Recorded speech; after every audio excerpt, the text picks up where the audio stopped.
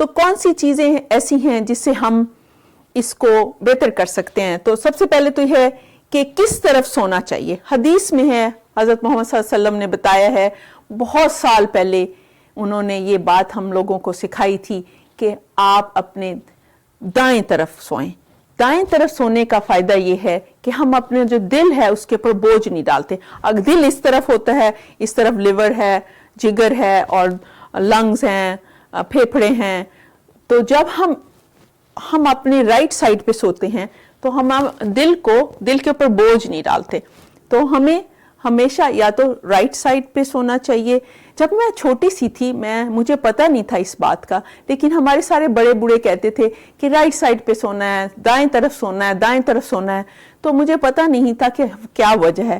جب میں بڑی ہوئی، میڈیکل سکول میں گئی، تو مجھے پھر پتہ چلا کہ وجہ کیا ہے کہ ہمیں دائیں طرف سونا چاہیے. دیکھیں کتنا اچھا ٹپ ہے کہ ہم دل کے اوپر بوجھ نہیں ڈالتے. اچھا، یہ سب سے ضروری ہے کہ ہمیں دائیں طرف سونا ہے.